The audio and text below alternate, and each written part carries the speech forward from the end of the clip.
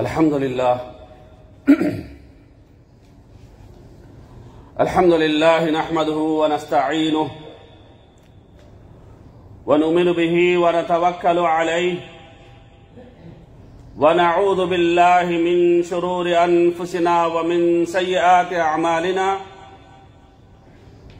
मन यहदिहिल्लाहु फला मुदिल्ल लहु व मन युद्लिलहु फला हादिय लहु ونشهد أن لا إله إلا الله وحده لا شريك له ونشهد أن محمدا عبده ورسوله أرسله بالحق بشيرا ونذيرا وداعيا إلى الله بإذنه وسراجا منيرا أما بعد قال الله عز وجل في القرآن المجيد أعوذ بالله من الشيطان الرجيم بسم الله الرحمن الرحيم اليوم أكملت لكم دينكم وأتممت عليكم نعمتي ورضيت لكم الإسلام دينا ప్రశంసలు పొగడ్తలు సర్వలోకాలకు ప్రభువైన అల్లాహ్ సుబ్హానహు వ తఆలాకు మాత్రమే అంకితం. అల్లాహ్ కృపానుగ్రహాలు మహనీయ ముహమ్మద్ సల్లల్లాహు అలైహి వ ఆలిహి వసల్లంపై, ఆయనకు పూర్వం గతించిన ప్రవక్తలందరిపై, సజ్జనులపై, సత్యాన్వేషకులపై కలకాలం కురిగాక. అభిమాన మిత్రులారా,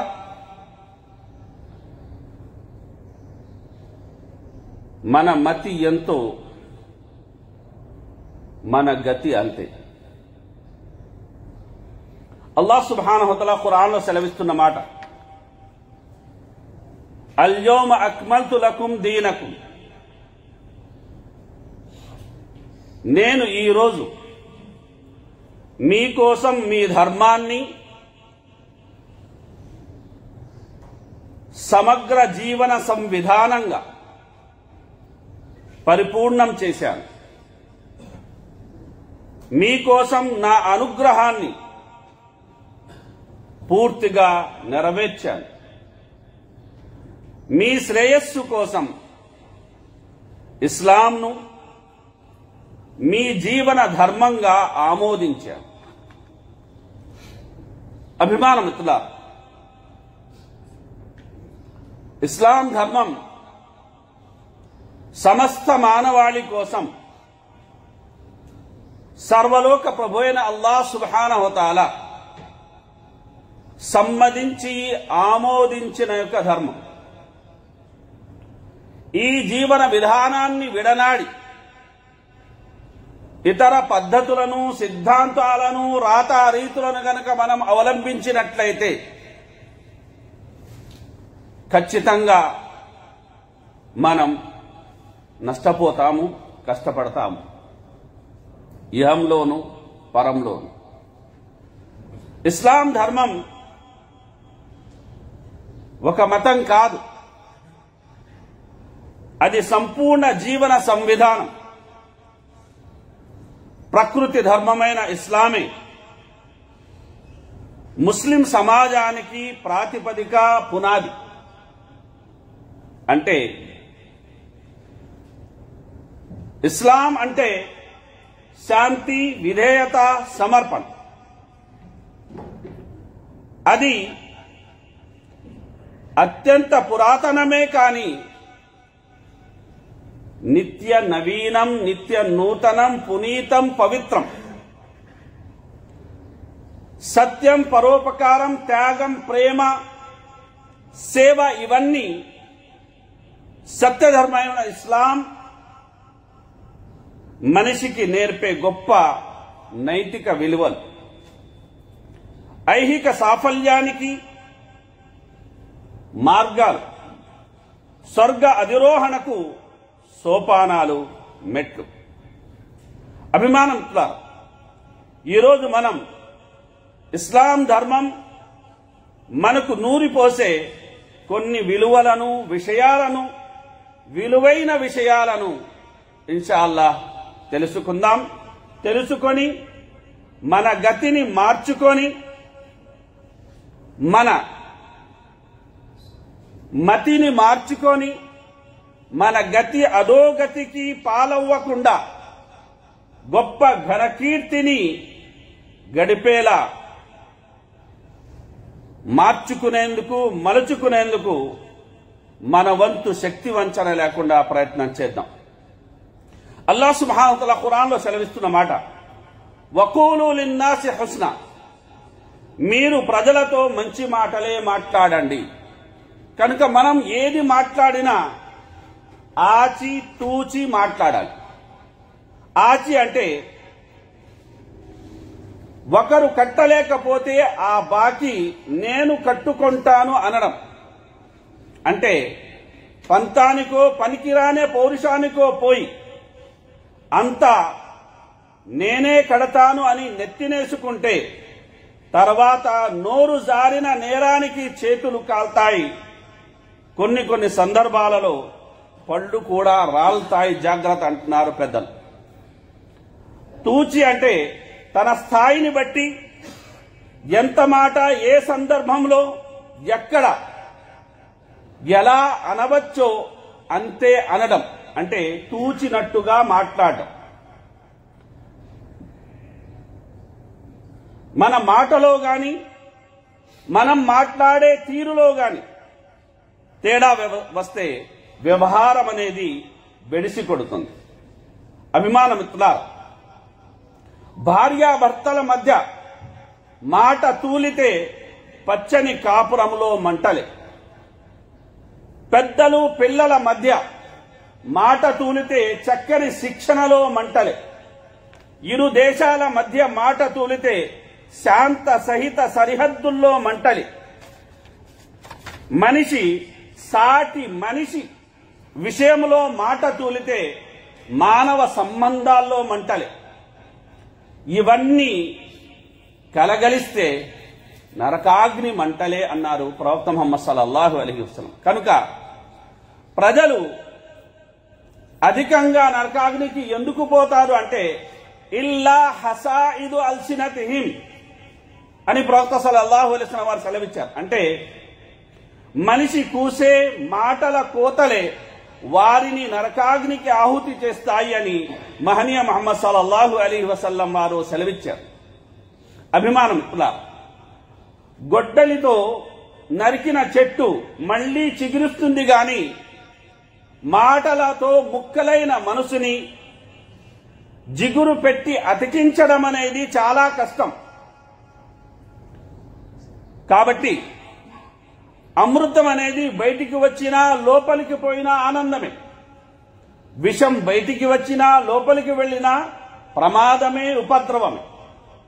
మనం అమృతం తాగుతున్నామా, విషం తాగుతున్నామా? అమృతం పంచుతున్నామా, విషం కక్కుతున్నామా అనేది మన యొక్క మాట వాక్కు మీద ఆధారపడి ఉంటుంది. ఆలోచనలన్నిటినీ మాటల రూపంలో పెడుతూ పోతే అవి మన జీవన గతినే మార్చేస్తాయి. కాబట్టి మాట తూలకూడదు అన్నారు పెద్దలు. కనుక మాట విషయంలో 3 విషయాలు మనం గుర్తించాలి.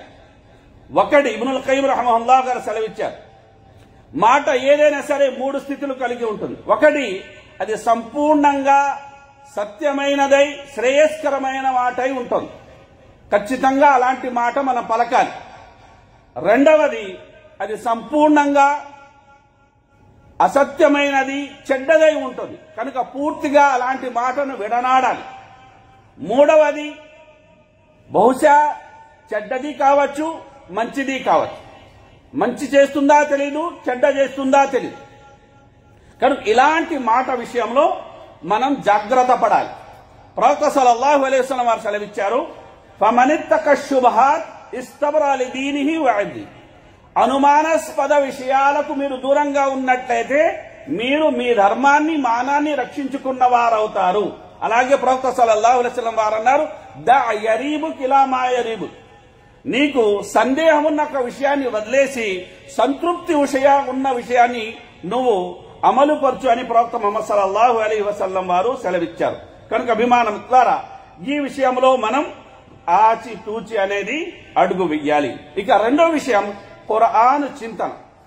ఇబ్ను తైమియా రహ్మహుల్లాహ్ గారు సెలవిచ్చిన మాట, ఆయా రంగాలకు చెందిన వ్యక్తులు ఆయా రంగాలకి చెందిన గ్రంథాలను చదవడంలో ఎంత లీనమైపోతారంటే వారి మీసాలు గడ్డాలు పెరిగిపోవడం కూడా వారికి తెలియదు. మరి ఒక ముస్లింకి సంబంధించి అతని సాఫల్యానికి గాని, ఉన్నతికి గాని, ప్రాపంచిక అభివృద్ధికి గాని, పరలోక మోక్షానికి గాని అసలు ఆధారం ఏమిటండి? ఖురాన్ గ్రంథం.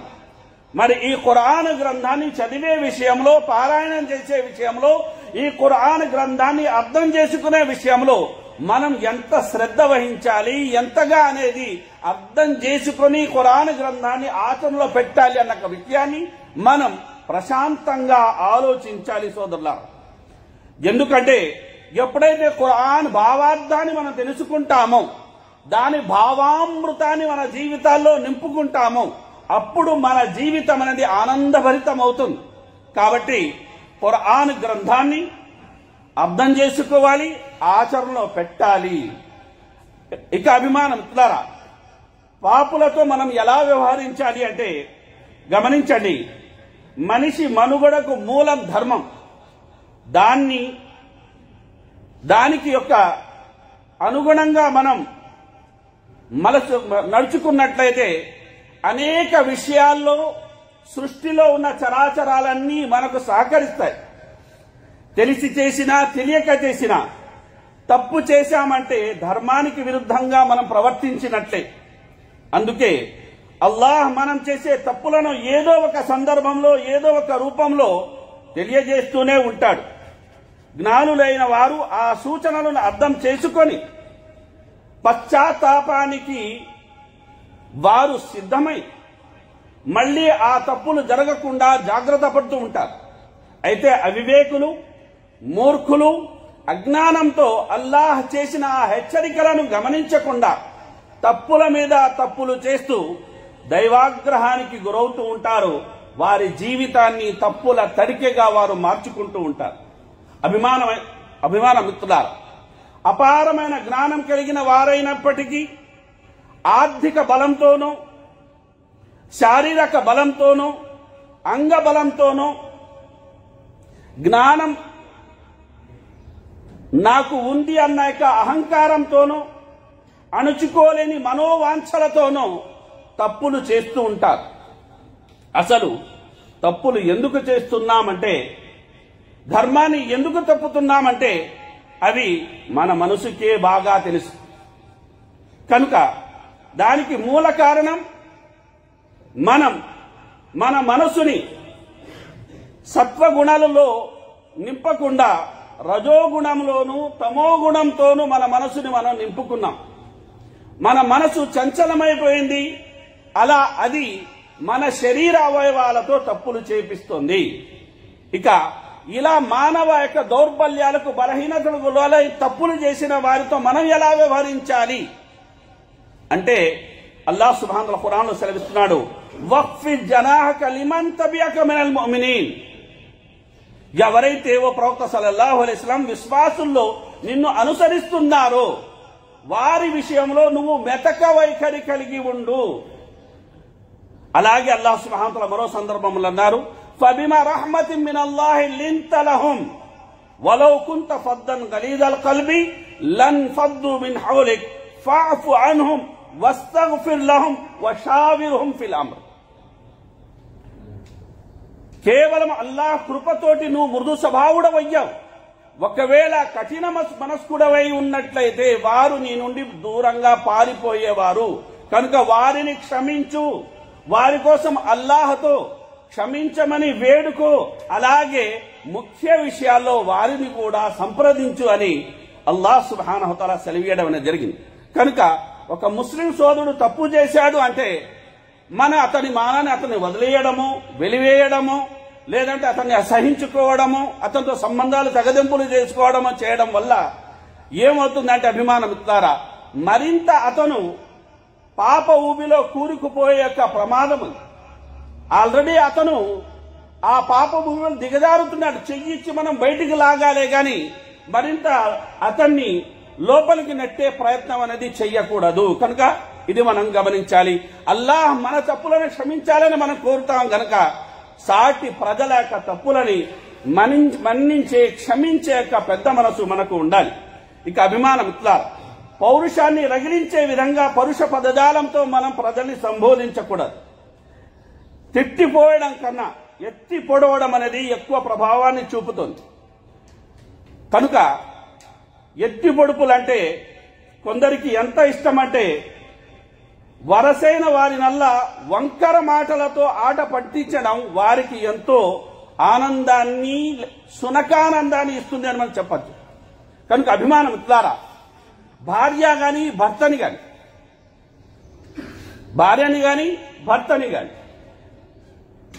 మనం ఎత్తి పొడవడం అనేది కరెక్ట్ కాదు. ఏ విషయంలోనైనా సరే, బహుశా భర్త ఆర్థిక పరిస్థితి బాగోలేకపోవచ్చు, అలా అని భార్య భర్తను ఎత్తిపొడిచింది అనుకోండి, అతను మానసిక వేదనకు గురవుతాడు.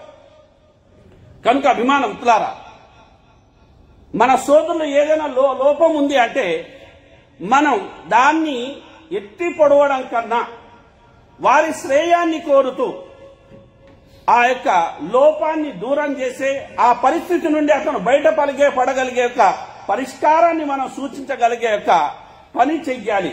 ఎందుకంటే అభిమాన మిత్రులారా, పెద్దలు అంటారు, మూలిగే గాడిద మీద తాడికాయ పడ్డట్టు అని. ఆల్రెడీ అతను చుక్క వల్లనో, ముక్క వల్లనో, పక్క వల్లనో, ఇంకా ఇతర ఏ కారణం ఉన్నాలో ఆల్రెడీ అతను బాధపడుతున్నాడు, ఆల్రెడీ అతను కుంగిపోతున్నాడు. మరి అలాంటి వ్యక్తి మీద ఇలాంటి విమర్శలతోటి, ఎత్తిపొడుపు మాటలతోటి మనం కూడా అనేది యుద్ధం ప్రకటించినట్లయితే మరి అతని పరిస్థితి ఎలా ఉంటుంది? కనుక ఆ వ్యక్తి మనకు సొంత కొడుకు కావచ్చు, భార్య కావచ్చు, భర్త కావచ్చు, మన స్నేహితుడు కావచ్చు. కనుక ప్రేమగా వారి యొక్క తప్పిదాన్ని సరిదిద్దే ప్రయత్నం చేయాలే గాని తన విమర్శాస్త్రాలు అని సంధించడం అనేది కరెక్ట్ కాదు. ఇక అభిమాన మిత్రులారా, హితబోధ మరియు నిందకి మధ్య వ్యత్యాసం.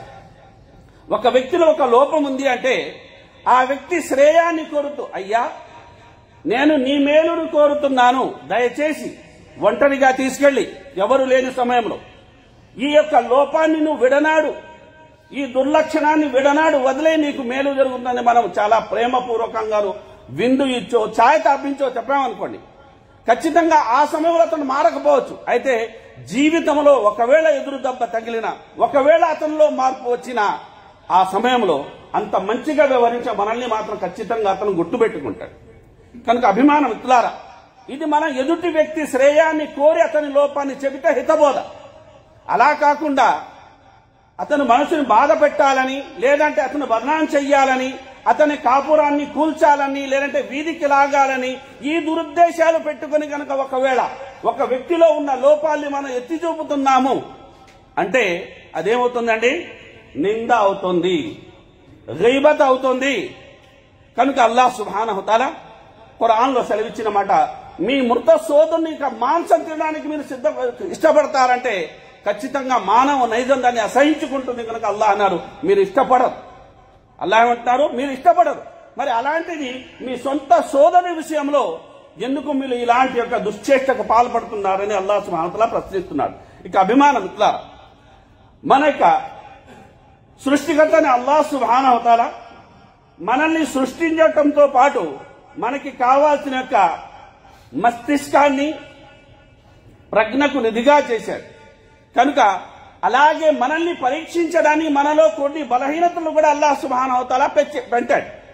మరి మన యొక్క ఆ ప్రజ్ఞను, ఆ జ్ఞానాన్ని వినియోగించుకొని మనం ఆ యొక్క కోరికలను దాటుతున్నామా, ఆ కోరికలకు కళ్ళెం వేస్తున్నామా, లేదంటే కళ్ళెం లేని గుర్రాల్లో ఆ కోరికను అలానే వదిలేస్తున్నామా అనేది ఖచ్చితంగా మన ప్రవర్తన మీద అనేది ఆధారపడి ఉంటుంది. కాబట్టి అభిమాన మిత్రులారా, ఖద్ అఫ్లహ మన్ జక్కాహా వఖద్ ఖాబ మన్ దస్సాహా. ఎవరైతే తన మనసుని పవిత్రం చేసుకున్నాడో అతను సఫలీకృతుడయ్యాడు. మరెవరైతే తన ఆత్మ ఘోషను, అంతరాత్మ యొక్క బోధను అణిచిపెట్టాడో అతను నాశనమయ్యాడు అని స్వయంగా అల్లాహ్ సుబ్హానహు వ తఆలా సెలవియడం అనేది జరిగింది. కాబట్టి అభిమానం మిత్రులారా, మనిషి ఎంత సంపాదించాలి అంటే అతనికి సరిపడంత సంపాదించాలి. సంపాదించిన దానితో అది ధర్మసమ్మతమైనది తెలుసుకోవడంతో పాటు సంతృప్తి చెందాలి. ఎందుకంటే ప్రవక్త సల్లల్లాహు అలైహి వసల్లం వారు అన్నారు, యఖూలు ఇబ్ను ఆదం మాలి మాలి. ఆదం పుత్రుడు అంటాడు, నా ధనం నా ధనం అని. ప్రవక్త సల్లల్లాహు అలైహి వసల్లం వారు అన్నారు, ఏదయ్యా నీ ధనము? ఏదైతే నువ్వు తిని ఆరగించావో అది నీది, ఏదైతే తొడిగి పాత చేశావో అది నీది, ఏదైతే పరలోకం కోసం పంపించుకున్నావో ముదే అది నీ, మిగతాదంటే నీది కాదు. తర్వాత తరాలు దాన్ని సద్వినియోగమైన చెయ్యొచ్చు, దుర్వినియోగమైన చెయ్యొచ్చు. అయితే ఆ సంపాదించిన యొక్క బాధ్యత నీదే కదా, నువ్వే కదా సంపాదించావు. కనుక అక్రమార్జన అనేది అనర్థాలకు దారి తీస్తోంది అన్న విషయాన్ని ఈ సందర్భంగా మనం గమనించాలి. ఇక అభిమానం శ్రవణ విశిష్టత. ఇంద్రియాల్లో శ్రవణం అనేది ఒకటి. శ్రవణం అంటే వినడం. ఇదో ఆధ్యాత్మిక నైతిక ప్రక్రియ. భక్తి సాధన, జ్ఞానార్జన, మోక్ష ప్రాప్తి కోసం శ్రవణం అనేది, మార్గదర్శనం అనేది చేయిస్తుంది. అభిమానం మిత్రులారా, అల్లాహ్ సుబ్హానహు వ ఖురాన్లో సెలవిస్తున్నమాట, వఇదా ఖురిఅల్ ఖుర్ఆను ఫస్తమిఊ లహు వఅన్సితూ లఅల్లకుం తుర్హమూన్. ఇది ఖురాన్ గ్రంథం, మీ ప్రభువు నుండి వచ్చిన దివ్య తేజం. దాన్ని స్వీకరించే వారి పాలిట అద్భుత మార్గదర్శిని, గొప్ప కారుణ్యప్రదాయిని. కనుక మీ ముందు ఖురాన్ పఠిస్తున్నప్పుడు నిశ్శబ్దంగా ఉండి దాన్ని శ్రద్ధగా వినండి, మీరు తద్వారా కరుణించబడతారు అని అల్లాహ్ సుబ్హానహు వ తఆలా సెలవిస్తున్నాడు. అభిమానం మిత్రులారా, శ్రవణ భక్తి అనేది మోక్ష ప్రాప్తిని సులభతరం చేస్తుంది. ఖురాన్ సద్గ్రంథ పారాయణం విన్న వారికి మోక్షం విందుగాదా అన్నారు పెద్దలు. వినడం అంటే కేవలం శబ్దాలను గ్రహించడం కాదు, అది అర్థవంతమైన చర్యకు పురిగొల్పే ప్రక్రియ. మనిషి వినటాన్ని ఆధ్యాత్మిక సాధన అనేది మార్గం. కనుకనే ఖురాన్ స్వయంగా మహనీయ ముహమ్మద్ సల్లల్లాహు అలైహి వసల్లం వారిపై అవతరించినప్పటికీ, ఆయన ధ్వని స్వర్ణకార ధ్వని అయినప్పటికీ, సుందర సుమధుర యొక్క స్వరమైనప్పటికీ, ఆయన ఇతరుల నుండి ఖురాన్ పారాయణాన్ని వినడాన్ని ఎంతో ఇష్టపడేవారు. పరమానంద భరితంగా విని ఓ తెలియని తన్మయానికి, ఓ అనిర్వచనీయమైన తాదాత్మ్యానికి లోనయ్యేవారు. కొన్ని సందర్భాలలో కన్నీటి పద్యంతం అయ్యేవారు, ఎక్కి ఎక్కి ఏడ్చేవారు కూడా. ఇదే విషయాన్ని ఖురాన్ ఇలా సెలవిస్తోంది, ఉలాయిక అల్లదీన అనమల్లాహు అలైహిం మినన్ నబియ్యీన మిన్ దుర్రియ్యతి ఆదమ వ మిమ్మన్ హమల్నా మఅ నూహ్ వ మిన్ దుర్రియ్యతి ఇబ్రాహీమ వ ఇస్రాయీల వ మిమ్మన్ హదైనా వజ్తబైనా ఇదా తుత్లా అలైహిం ఆయాతుర్ రహ్మాన్ ఖర్రు సుజ్జదం వ బుకియ్యా. దైవ ప్రవక్తల గురించి ప్రస్తావించి ఖురాన్ చెప్తున్నమాట, వారి ముందు కరుణామయుని సూక్తులు పఠిస్తుంటే వారు కన్నీటి ధారలతో అప్రయత్నంగా అల్లాహ్ సన్నిధిలో సజ్దాలో పడిపోతారు అని అల్లాహ్ సుబ్హానహు వ తఆలా సెలవేయడం అనేది జరిగింది. కనుక అభిమానం మిత్రులారా, పెద్దలు చెప్పిన మంచి మాటలు వినక, ప్రవక్తలు చెప్పిన మంచి మాటలు వినక, సజ్జనులు చెప్పిన మంచి మాటలు వినక చెడిపోయిన వారు ప్రపంచంలో చాలా మంది ఉన్నారు. కాబట్టి మంచి మాట ఎవరు చెప్పినా మనం ఖచ్చితంగా వినాలి, ఆచరించే ప్రయత్నం చేయాలి. తద్వారా అనేది మనకు మేలే జరుగుతుందని మనం గ్రహించాలి. కనుక అభిమానం మిత్రులారా, మనం వినే మాటలు 3 రకాలుగా ఉంటాయి. ఒకటి, అల్లాహ్కు నచ్చిన, అల్లాహ్ మెచ్చిన మాటలు ఖచ్చితంగా మనం వినాలి. రెండవది, అల్లాహ్కు నచ్చని, అల్లాహ్ మెచ్చని మాటలు మనం వీటిని వినకూడదు. మూడవది ఏమిటంటే అనుమతించబడిన యొక్క మాటలు. వాటి వల్ల మనకు ప్రయోజనం ఉండొచ్చు, ప్రయోజనం లేకపోవచ్చు, లాభం ఉండొచ్చు, లాభం లేకపోవచ్చు. మరి అలాంటి మాటల విషయంలో మనం ఏం చేయాలి? జాగ్రత్త పడాలి. కనుక ప్రవక్త సల్లల్లాహు అలైహి వసల్లం వారు అన్నారు, మిన్ హుస్ని ఇస్లామిల్ మర్ఇ తరుకుహు మా లా యాని. మనిషి ధర్మం శ్రేష్ఠ స్థాయిలో ఉంది అని ఎలా తెలుస్తుందంటే అనవసర విషయాల జోలికి అతను వెళ్లకుండా ఉంటే తెలుస్తుంది అని మహనీయ ముహమ్మద్ సల్లల్లాహు అలైహి వసల్లం వారు సెలవిచ్చారు. కనుక అభిమాన మిత్రులారా, మనం మాట్లాడేటప్పుడు, ఒకరు మాట్లాడేటప్పుడు మనం శ్రద్ధగా వినాలి. అలా కాకుండా ఈ మాట అనేది 4-5 సార్లు మనం వినేశామనో చదివేశామనో ఎదుటి వ్యక్తి మనసుని మనం నొప్పించకూడదు. ముఖ్యంగా మన అమ్మా నాన్నలు గురువుల ద్వారా బహుశా ఒకే విధమైన మాట 2-3 సార్లు వినాల్సి రావచ్చు. అయితే మనం మొదటిసారి వింటున్నాము అన్నట్టుగా మర్యాద పూర్వకంగా మనం వ్యవహరించినట్లయితే, ఆ కాసింత ఓపిక మనం పట్టినట్లయితే వారి మనసుని మనం గెలుచుకున్న వారం అవుతాం. వారి మనోభావాల్ని మనతో పంచుకోవడానికి వారు సిద్ధమవుతారు. ఇదే విషయం మన పిల్లల విషయంలో కూడా మనం చెయ్యాలన్న విషయాన్ని మనం ఈ సందర్భంగా గమనించాలి.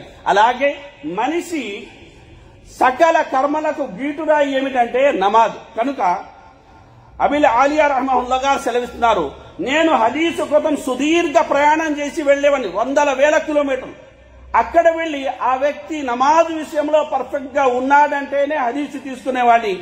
నమాజ్ విషయం అతను పర్ఫెక్ట్ గా లేడు అంటే హదీసు తీసుకోకుండా మళ్లీ నేను తిరిగి వచ్చేసేవాడిని అని ఆయన సెలవిచ్చారు. అంటే దాన్ని బట్టి నమాజ్ను ఒక వ్యక్తి వృధా చేస్తున్నాడంటే ఇక ధర్మానికి సంబంధించిన ఇతర విషయాలను కూడా అతను వృధా చేస్తున్నాడు అని ఆయన అర్థం చేసుకున్న విషయాన్ని మనం ఈ సందర్భంగా అర్థం చేసుకోవాలి. అదేవిధంగా అభిమానం ద్వారా సంతానానికి మనం ఇచ్చే అద్భుతమైన బహుమానం ఏంటంటే, ఈరోజు మనం ఏం చేస్తున్నాం, అవమానంతో కుమిలిపోతూ చాలా మంది తల్లిదండ్రులు తమ పిల్లల బిల్లిబిత్తిరి చేష్టల గురించి, తుంటరి పనుల గురించి చెప్పుకొని వాపోతుంటారు, బాధపడిపోతుంటారు. అభిమానం ద్వారా అలా మనం చెప్పుకోవడం వల్ల బాధపడడం వల్ల ప్రయోజనం ఏమిటి? సరే, ప్రజలతో 10 మందితో చెప్పుకున్నాం, లోకులు కాకులు వారేమన్నా దీవిస్తారా మన పిల్లల్ని? వారు కూడా 4 చివాట్లు పెడతారు, 4 శాపనార్థాలు పెడతారు. ఆ తర్వాత నాశనం అయ్యేది ఎవరండి? మన పిల్లలే కదా. కనుక ఇక్కడ సయీద్ బిన్ జుబైర్ రహిమహుల్లా గారి మాట మనం గుర్తుపెట్టుకోవాలి. ఆయన అన్నారు, ఇన్ని ల అజీదు ఫీ సలాతి లి వలది, నేను నా ప్రార్థనను పెంచి చదువుతాను. నా ప్రార్థన నేను పెంచి చదువుతాను. ఎవరి కోసం? నా కుమారుని కోసము. కనుక నా గోడు నేను ఎవరితో చెప్పుకోవాలి? అల్లాహ్తో చెప్పుకోవాలి. నా బాధ నేను ఎవరితో పంచుకోవాలి? అల్లాహ్తో పంచుకోవాలి. నా పిల్లాడికి సద్బుద్ధి కలగాలని ఎవరిని నేను వేడుకోవాలి? అల్లాహ్తో వేడుకోవాలి. అన్ని ఇవ్వగలిగేవాడు, సకల మేళ్లు తన హస్తగతమైన వాడు ఎవరండి? అల్లాహ్ సుబ్హానహు వ తఆలా. కనుక ఈ విషయాన్ని మనం ఈ సందర్భంగా గమనించాలి. అదేవిధంగా అభిమానం ద్వారా చివరి 2 విషయాలతో నా మాటను పూర్తి చేస్తున్నాను. అందులో మొట్టమొదటిది ఏంటంటే, మనం అల్లాహ్ని చేరుకోవాలంటే ఏం చేయాలి? అభిమానం ద్వారా ప్రాపంచిక మజిలీలను మనం దాటాలి అంటే, చేరాలి అంటే పాదాలతో చేరుకుంటాం.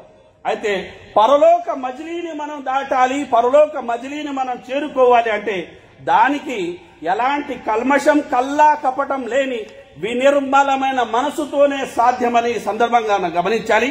అదేవిధంగా మనం చేసే సత్కర్మలు అవి గుప్త సత్కర్మలు ఎక్కువగా ఉండేటట్లు మనం చూసుకోవాలి. అంటే గతంలో మన సజ్జను ఎలా ఉండేవారంటే, వారు ఖురాన్ ఎంతో కంఠస్థం చేసుకునేవారు, పక్కనున్న వారికి అది తెలిసేది కాదు.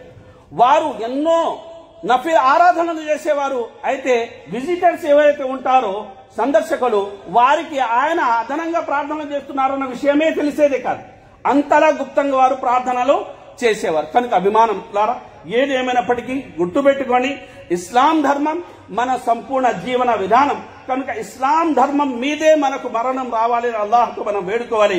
కనుక నాఫీ కథనం ఏంటంటే, ఆయన అబ్దుల్లాహ్ బిన్ ఉమర్ రదియల్లాహు అన్హు గారిని దువా చేస్తూ ఉన్నారు. ఆ దువా చేస్తూ విన్నారు.